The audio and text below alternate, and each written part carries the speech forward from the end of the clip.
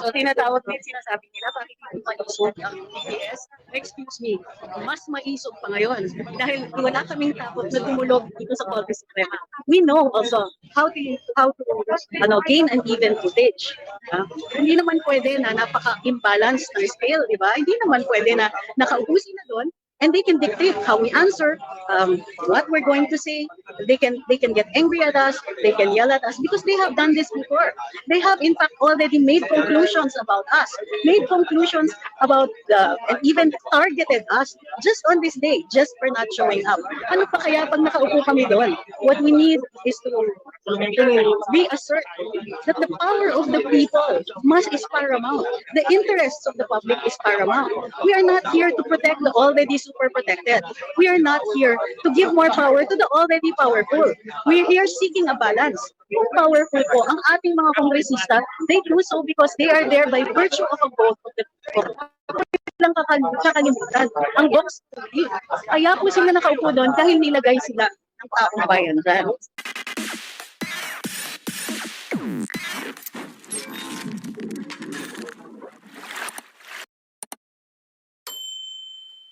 Gandang hapon mula dito sa labas ng Korte Suprema. Tulad nga ng Postada. Ang mga kasama ko ngayong araw na ito, makakilala po ninyo. Hi sir, makakilala po kayo. Agent ng bayan. Hi Doc Mata. Hi, God bless sa lahat. Malaman kami para sa inyo. Fight lang po. Okay. Sir June Abines. Hi, Attorney Trix. Hello. Dati nasa comment section lang yan. Dito na siya. And of course, si Tatay Ibig. Ang gwapong-gwapong. Namimiss ko siya. Miss ko na to. Kasama na naman kami. Okay, laban na naman ako. Parati kami sa laban nagsasama. At syempre, ang aming Miss Universe. Hello everybody! Thank you po sa inyong paniniwala at suporta and sa pagpapatuloy po natin paglaban sa tama. I don't know. My favorite doctor. Kaya maganda ako. Sina Papi, ano ito? Gusto namin marinig. Hi! Hello! Laban po, laban! Fight. Ngayong araw na ito, nag-file po kami, nintay lang na, nasa loob na po. Dali lang naka-live ako, gusto niyo isabay ko na lang, okay lang, naka-live ako. Ayun, pero naka-cellphone. May interview lang po. Join kayo. First po, I just want you to introduce po your name and your designation. My name, my destination. So, ako po si Trix Angeles, dating press secretary, ngayon, blogger, abogado dito. So, Mr. Why are you here today? Filing petition for prohibition and socially prayer for temporary restraining order on the proceedings in Congress right now and our invitation for social media bloggers to be present. This was preceded by privileged speeches from Representative Ace Farmers, who referred to us as narco-bloggers, photo-bloggers, pseudo-journalists, and pseudo-political analysts. I am not aware of any board exams being conducted. Their proposal is to create a framework, a regulatory framework for social media to impose discipline by itself on its face under fear that this can be taken because it violates the constitutional guarantee. If your organization will not grant it for you, what will your next move? We will continue to criticize this government. That's all we can say now. In fact, nothing that Congress can do to us will be able to stop us because free speech is one of the great freedoms of the Constitution. You take that down, and what we're left with basically what they want to do is to tell us what to say and how to say it. If that's not an infringement, and we need to seriously discuss how free speech is going to be executed. Thank you. Sabi nila, Arnie, brilliant move talaga ginawa ninyo, attorney. And attorney Glenn, the two together power. Ay, marami po kami dito. Nandito si Boss Dada. Okay. Kung mapapansin po ninyo, regardless of our friendships or whatever associations, magkakasama po kami ngayon kung araw na ito para mag-file ng kaso ito. Kung ito po ang paniniwala namin na hindi makataguan ang pag-conduct ng mga proceedings na ito ng Kongreso. Kaya dinutulog namin ito sa Korte Suprema. Opo, aware po ako doon sa direktiba ni Congressman Paduano na ipaaral daw sa Legal Department ng Kongreso kung maaari sila mag-file ng kaso ng disbarment sa akin dahil hindi ko daw nirespeto ang Kongreso.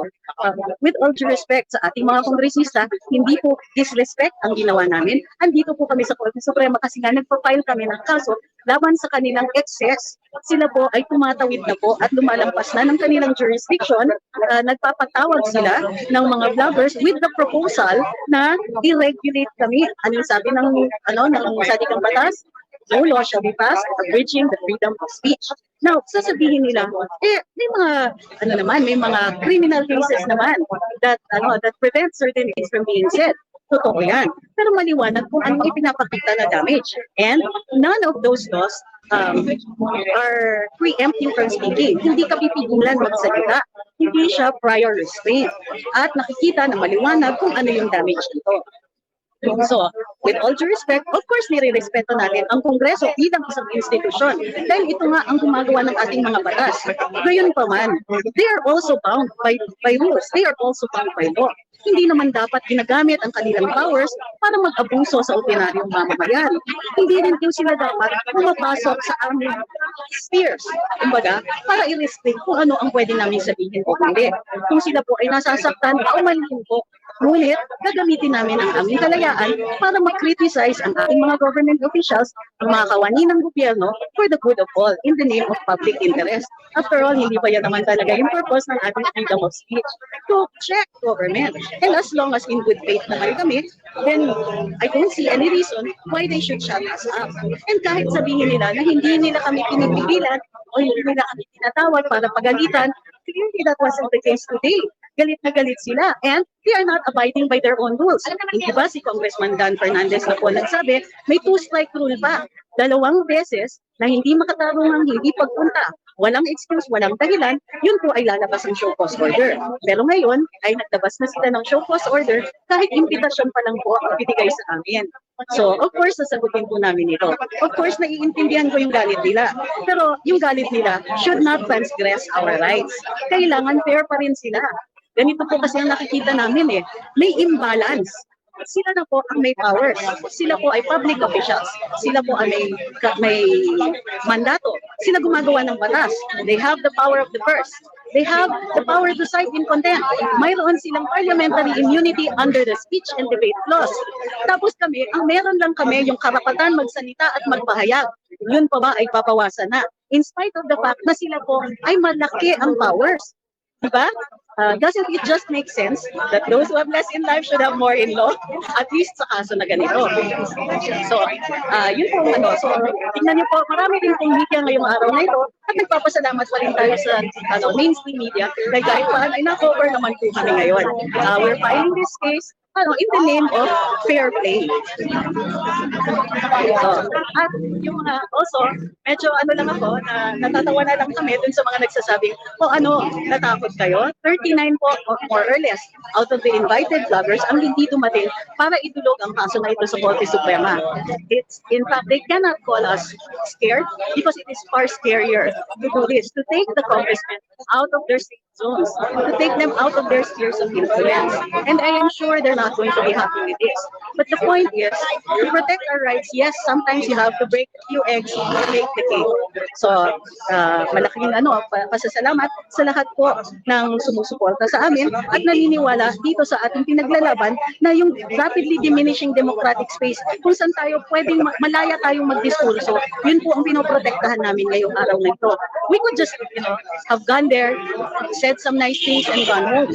Pero hindi The fact that they're calling us at pinapakita nila yung kanilang power over us, the way that they had shown it to other personalities before who have sat in Congress as resource persons, ang VP nga at saka ang dating presidente, tingnan niyo kung paano nila kinwestiyon, kung ano yung attitude nila doon, kung sino yung dinala nila doon para harapin sila. It was not intended to elicit information. It was intended to shame. It was intended to accuse. It was intended to show that they are powerful. So in the name of fair play, sorry na lang po, pero sa Korte Suprema kami tumutulo where at least we can get a fair hearing.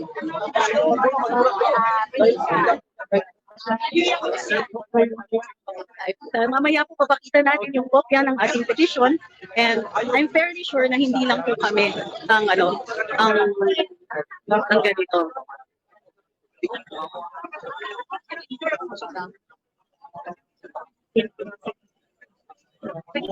So tinatawag din, sinasabi nila, bakit hindi maisog ang PBS? Excuse me, mas maisog pa ngayon dahil wala kaming takot na tumulog dito sa Korte Suprema. We know also how to gain an even footage. Hindi naman pwede na napaka-imbalance ng scale, di ba? Hindi naman pwede na nakaupo sila doon and they can dictate how we answer, what we're going to say. They can get angry at us, they can yell at us because they have done this before. They have in fact already made conclusions about us, made conclusions about and even targeted us just on this day, just for not showing up. Ano pa kaya pag nakaupo kami doon? What we need is to reassert that the power of the people is paramount. The interests of the public is paramount. We are not here to protect the already super protected.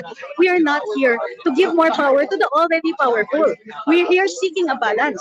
Kung powerful po ang ating mga kongresista, they do so because they are there by virtue of a vote of the people. Lang kakalimutan ang box. Kaya po sila nakaupo doon dahil nilagay sila ng taong bayan dyan. So pag naman po nilang kakalimutan yung interest ng publiko, all we're asking for is a fair shake. All we're asking for is to be treated with the appropriate respect. Because they're already in the seats of power. Pwede ba naman yun na ang powerful na nila, pati yung sasabihin natin, pati yung paraan ng pagsasalita natin, gusto pa nilang pulisin to favor them? Tama yung sinabi ni Atty. Topacio. This is class legislation because the real intent is to protect themselves from our criticism. Hindi na po pwede yan ganyan. It's the 21st century. We are fighting. And good luck na lang dun sa mga nagsasabi na takot. Kami nga po, we just changed the venue. So, here in the Supreme Court, we expect justice and fairness. So, Tuan is not so sure. We have seen the examples of how they've handled resource persons and witnesses. Yun lang pagpasa nila sa ating vice-presidente na may mandato ng 32 million, sa ating dating Pangulo, maglalabas sila ng mga witnesses na haharap sa kanila at kung ano-ano ang sasabihin, ambush, na hindi pa rin tayo sigurado kung nararapat doon sa tema ng hearing. So, I'm sure galit sila. And nire-respeto ko yung nararamdaman nila. Siyempre, they did not expect this. It's okay. Nire-respeto ko yung feelings ninyo. I know that we will not be respected equally for how we feel about about our invitations. Pero ganyan po ang demokrasya at ganyan po ang separation of powers.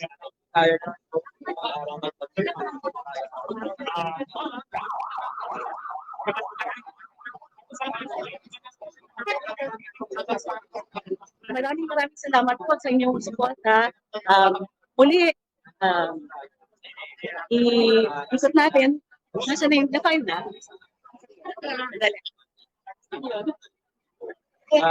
Na-file na? Ayun.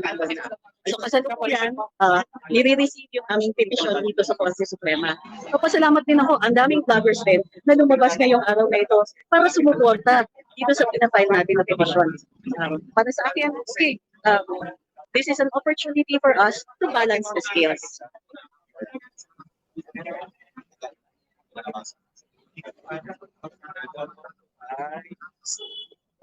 Grabe naman po si Paduano, agad-agad ipapadiscard. So, to be fair to Congressman Paduano, we refer niya yung matter to the legal department ng Kongreso para daw pag-aralan nila kung maaari nilang i-file ang kaso para sa disbarment ko daw dahil hindi ako dumating.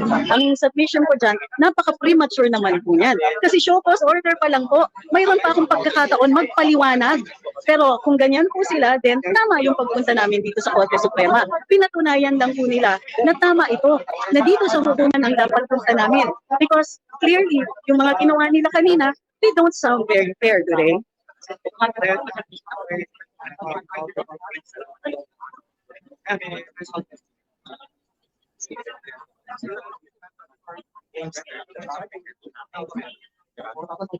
Sabi ni Ma'am Teresa, laban lang po, this is the biggest mistake this platform did. Overstepping the boundaries of the law, free speech and expression. Sige po, we support you. No matter how this turns out, the law will be enriched. Pwede bang mangyari ito? Pwede bang ganito ang gawin? Kung sakasakali, sabihin na ang kaso will require the enactment of a new law. It is time for us to change our congressmen. Diba? If they feel that as congressmen, pwede nilang gawin ito. Kung titignan ninyo, ang dami nilang ginagawa that are either gray areas or outright disrespect for the rule of law and the Constitution. At nagiging powerless ang ibang tao. Hindi nila matanong or hindi nila mapuno yung pagkukulang sa ating batas kasi ang mga nakaupo na kongresista, well, hindi nila talaga pinupuno dahil ito po, they all work in their favor. Sabi ni Christian Harvey Lolor, was that the real plan all along, attorney?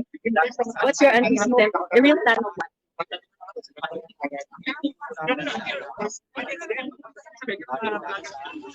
Ma'am Christine, go, go, go. Cheering you guys on. Thank you for what you do. It's not going to be easy. In fact, yung nagagalit sila sa amin, alam namin that they will look for other ways to make us suffer for going to the Supreme Court instead of their hearing. I hope they don't.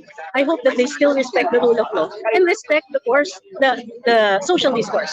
They respect the fact that these things dapat pinag-uusapan, di diskurso ang ini-encourage natin. Hindi po yung nagagalit kayo sa ordinaryo mamamayan for their views.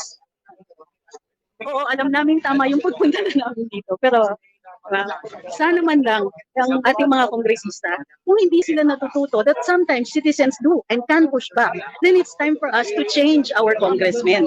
Dapat ang mga representante natin ay nagre-respeto, lalo na sa ordinaryong mamamayan na walang kakayahan, walang kapangyarihan katulad nila, na hindi kasi yaman nila o hindi mayaman at all. Kung kaya nila, yung mga sa tingin nila ay may influensya, gagawin nila yung mga hindi makatarungan, yung oppress nila, then, diba? Malapit na po ang eleksyon, pwede na natin silang palitan.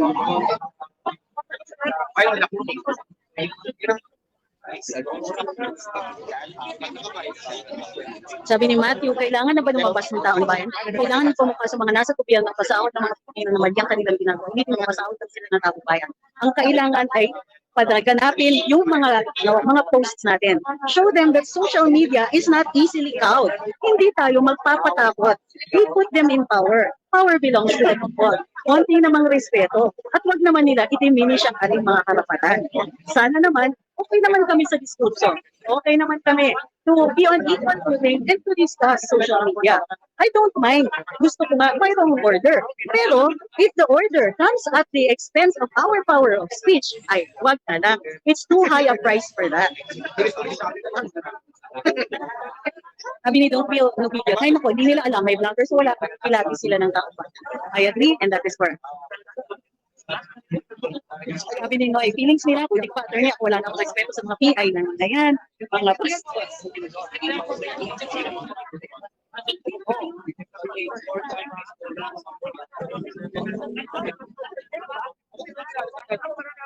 And today rin is another important lesson dito para sa mga kaibigan natin on social media. Dahil marami kaming hindi pumunta, lakas ng impact. That's the power of unity. That is the correct use of unity to inform the powerful na no matter what, we can check you because that's how our democracy works. We're supposed to be allowed to check them.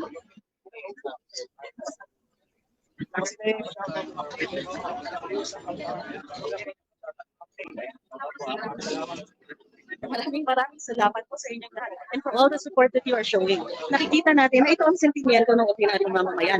At nasa ordinaryong mamamayan ang tunay na kapangyarihan ng ating demokrasya. Watch Populi Vox Day.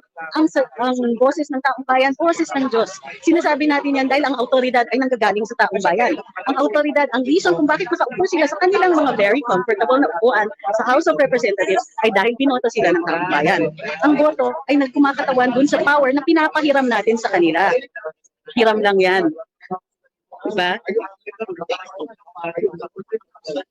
Sabi ni Dion, natatawa ako sa frustrations and anger nila. Dami na nilang sinasabi, I understand. And hindi ako nagre-reklamo sa frustrations and anger nila. But if you turn that into actions that are oppressive, doon talaga, yun ang talagang i-oppose natin. We have every right to be angry in the same way that we have every right to be angry at them. We have every right to be angry over the budget, over PhilHealth, over the lack of public infrastructure projects, the lack of transportation. Ulitin ko, pagkain, tubig, kuryente, internet, trabaho, healthcare, nasaan na lahat? Talagang uunahin in the middle of a food crisis. Food crisis, ha? Ano sabi na? State of emergency sa pagkain. Unahin nila talaga yung vloggers because of hurt feelings. Wow.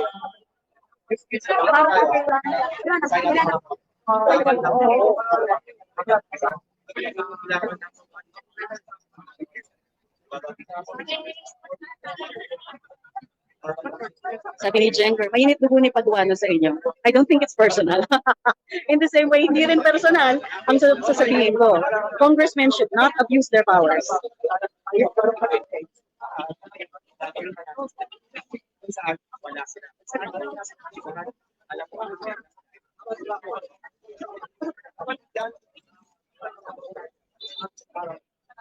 Naka-off pala ang comment section. Naka-off? Naka-off daw comment section ng house. I'm sorry. Say hi.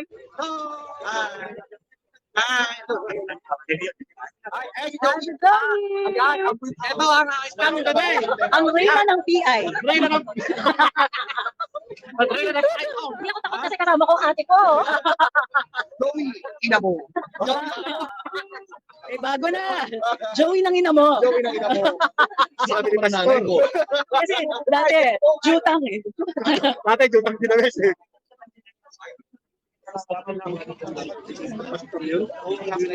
Napagburan mo sa national TV. Pasensya na, di ako makasama dun sa sabi ni Renz. But rest assured, kasama niyo ako sa laban. Maraming salamat po sa inyo. Alam ko lahat yan. O, sabi ni JMA, disbarka daw attorney, sabi ni Paduano, hindi po Supreme Court si Congressman Paduano. And apparently, you misheard him or misunderstood him. Or you are deliberately misunderstanding him. In fact, ikaw dapat ang pinapatawag sa Kongreso sa fake news mo. Ang sabi ni Congressman Paduano, at nagsisinungaling po kayo kasi Congressman Paduano ang magreklamo sa iyo. Ang sabi niya, papaaral niya sa legal department ng Kongreso kung maaaring filean ako ng disbarment case. So, pakisabihan nga yung JMA na yan, na deliberate fake news yan with intention to damage. That's precisely the definition of libel. Ano ka ka?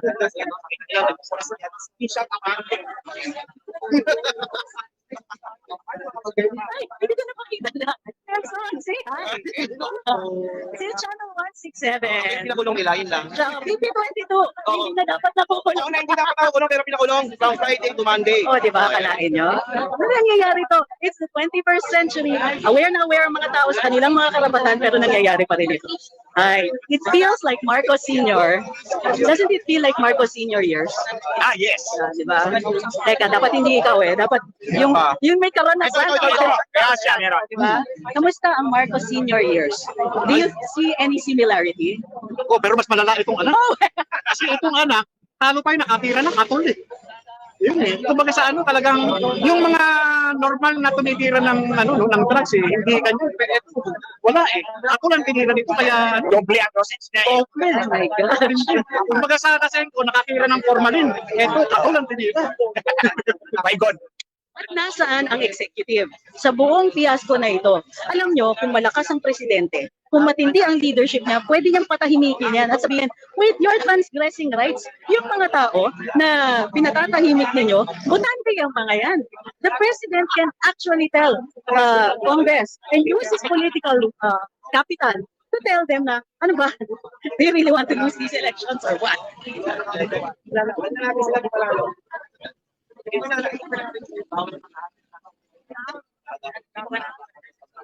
Hi, Ma'am Rachel. Sabi niya, we support you. We all know that it's not easy sa paglaban sa kanila. And I thank you. We thank you for standing for what is right. Dahil sa inyo nalaman at nalalaman namin hanggang ngayon kung anong tunay nilang ugali at kung anong kalokohan yung ginagawa at pinagagawa nila sa ating lahat at sa pera ng bayan. Salamat po. So, Okay, ito lang po ang gusto natin sabihin. Unang-una, it's not easy to pick a fight like this, to choose this kind of battle. We are up against powerful people with a lot of money, powerful people with a lot of money who are not afraid to use their power, or in this case, misuse their power, misuse their influence, misuse the institutions for their own agenda. Matagal na kong sinasabi ng mga nag-follow sa amin dito, wala bang gagalaw, wala bang may gagawin. So nadinig naman namin kayo. And in this case, pag freedom of speech na po ang tinira, that is the last of the great freedoms. Hindi na po rin pwede because if they win, if they succeed in silencing the people, then what hope do we have?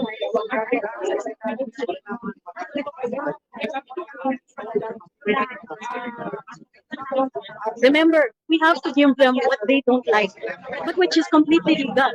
We continue to post about the excesses. We continue to post about their misuse of power. We continue to post about bad policies. We continue to criticize their actions or inactions. We can criticize the budget, criticize how they're answering us, criticize the fact that they are so cavalier about what they have done with our budget. Tuloy-tuloy lang po. Bigay natin yung ayaw nila. This is what they seek to abate. Gusto nila matigil yung pagsasalita at pagpapahayag natin. Huwag po natin ibigay ito sa kanila. Ito po ay karapatan. Nasa saligang batas. Alam naman din po nila yon. Siguro, nagbabakasakali sila ng sagay kasi baka walang mag-push back. Well, I'm sorry, we're pushing back. Kasi ito na nga lang eh. Ito na lang ang iniwan ninyong maliit na espasyo para sa sa demokrasya, para sa aming mga karapatan. Ito na lang. We have no power, we have no immunity, we have no power of the purse, we have no power to make laws, we have no power to call congressional inquiries and berate people we don't like or berate them for saying things we don't like. Wala po kaming ganyan. But we have social media and a space where we can tell people how we feel and criticize our government officials for their misuse of public funds, for the manner in which they have been governing us for the past, I don't know, how many years. Hindi namin dinideny ang democratic space sa mga kalaban namin. We can't, even if we wanted to. But the truth is, we don't want to. Alam namin, i-deny namin sa mga kalaban namin, i-deny din namin sa atin. So, mabuhay ang freedom of speech. Give them what they don't want. Criticize. Hanggang ngayon, hindi pa nila sinasagot ng maayos, walang statement po ang Kongreso tungkol dun sa blank spaces. Diba? So, let's ask them again, what happened there? Ano nangyari? Bakit blanco yung mga spaces ng committee report sa BICAM? Anong hindi natin? Oh, akala ko ba may state of emergency tayo sa pagkain? Pero, anyari na. NFA lang talaga ang action ninyo? O ano ito? Mas dadagdagan natin ang imports?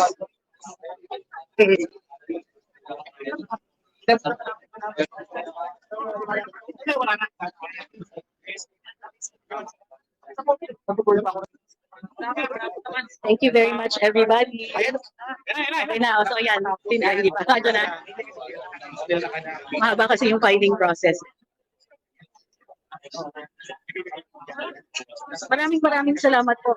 Ang request lang po namin sa aming mga followers, be critical of your government. When they are doing wrong, we expect you to be fair. Basta base kung sa nakikita ninyo and other reports, you can criticize. That's our job as citizens. They don't give us much power, but they do give us rights in the Constitution. So, gamitin natin. Magsalita, magpahayag. Kung pwede, magpulong-pulong to petition for redress of grievances.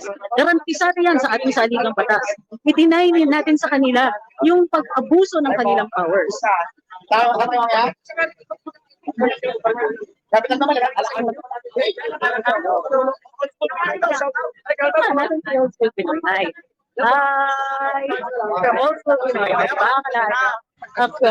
Ang ganda ng cross-section ng mga nakikita niyo lahat ng mga well, many of our friends are here not just to support but as co-petitioners.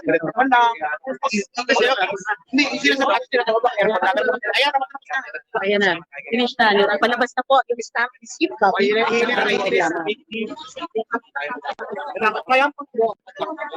pa yan? Yes.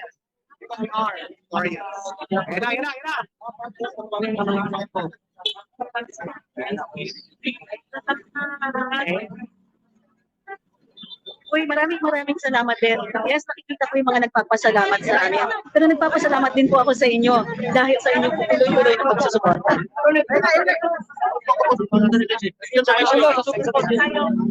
Dion, nasa si Dion? Dion, nasa si Dion? Dion!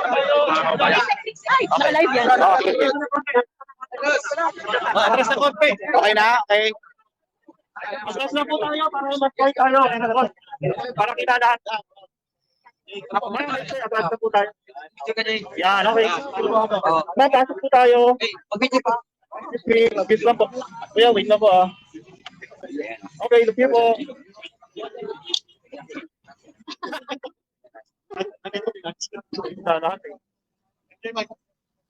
Dito po. Sabi. Okay. May surprise tayo. Kain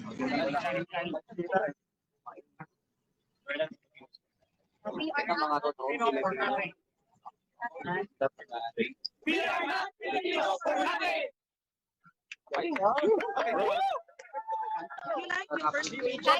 Lahat tayo invited. There's more response sa Max. You can take pictures of the whole petition. Yung second, para lang may fresh off the presses kayo. Oh, ayan na po. Okay, so tutuloy naman po kami doon sa sa Max para sa aming formal na press conference. Diba? Joey Elizabeth de la. Yes po. Hard copy daw for the media. Ako kunin ko. Dapat Xerox Sige. Sige. Para sa lahat ng lugar. Nasa yung ibang copies. Ayan, Wala. yan, ito isa lang ang may kalam. Pwede ko na nila na pictures. Tapos padala natin. Tingnan ko lang. Tingnan ko lang PDF. Ano lang. Nandun na. Oh, So, naglalakad kami ngayon. Ito was happy. This is our what we can call the triumphant walk. We have just filed. We filed our petition today. Attorney. Hello, Attorney Trixie. Salamat.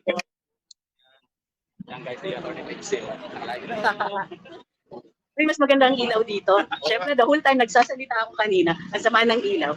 Pagdating dito, kung kailan naglalakad lang, kumanda ng ilaw. Huling nakita ko yung dalawa. Yung night dun sa Diba? Ay, oo. sa King's of Uy, maraming salamat for all your so yung sa pagsama ninyo sa amin dahil dito lang online. Uy, malaking bagay po ito. Nakikita po ito at nasusubaybayan ng ating mga opisyales.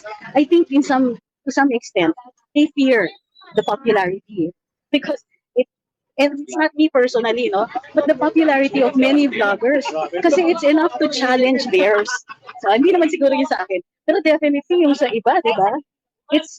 But what I wonder is that they already have so much power and they are seeking to deny it to others. Ewan ko ba? The whole thing is so unusual.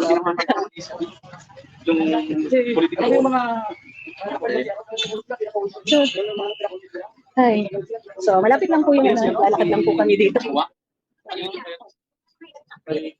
So, matagal na akong hindi naglalakad dito. And, it's unusual na in this day and age, pinaglalaban pa rin natin ang freedom of speech. Masyadong, it seems to me, na parang bumabalik tayo. Dati garantisado yan. With enlightened leaders kasi, hindi na i-endanger yung mga karapatan natin. Enlightened leaders know how to lead. Susuportahan natin. A good leader who's after the welfare of the people, madali po suportahan. They won't need to shut us up.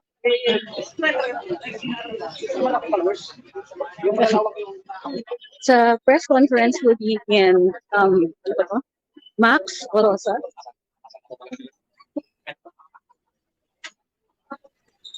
Sabi ni Nine, sa inyo po kasi, fight fake news with information. Pero sa kabila, fight fake news with fake news. Di ba dito yun?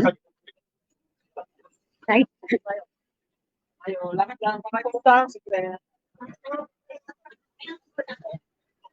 Importante po, huwag nating kakalimutan na mayroon mga ganito.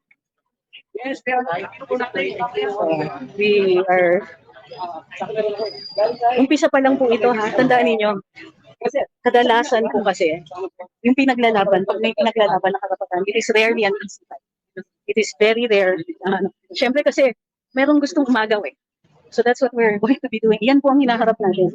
We are no longer just commenting on the political sphere.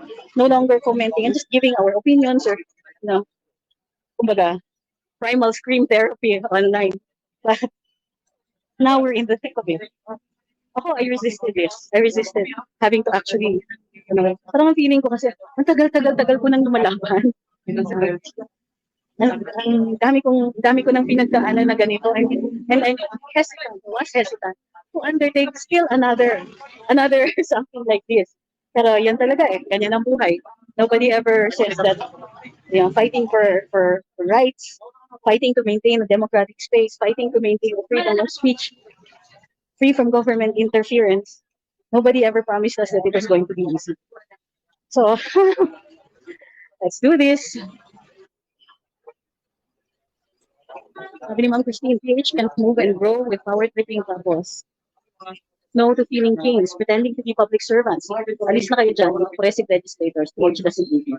I think it's time for a change. And the power to do that is in our hands. It's called the vote. Yun ang kinatatakutan nila. And I find that the timing of these entire proceedings are kind of suspicious, di ba? I think it's, how do you call this? It's suspicious that they should call for inquiries just before the start of the election period. Ay, nako. Wow. We'll have to see how this turns out. But the important part is somebody stands up and says, okay, tama na yan. No.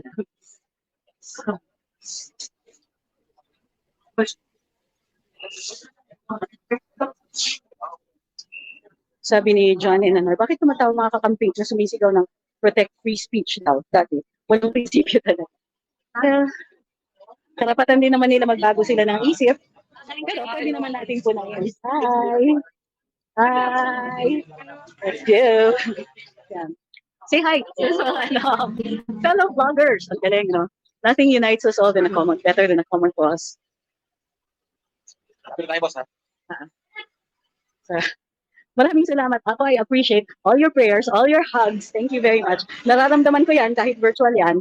Thank you so much. Because I know na today, medyo exciting pa. The hard work happens, later. When there's retaliation, and there's, pag mananggigipit na sila and all that. Let's fully use the election campaign period to tell them what we think of them. To remind them that, you know what you've done? Ito yung accomplishments ninyo. Almost 800 billion pesos in ayuda for 2024. 250 billion pesos in ayuda for 2025. And that's just the official count. That's not counting those that are hidden. So, dito na po kami.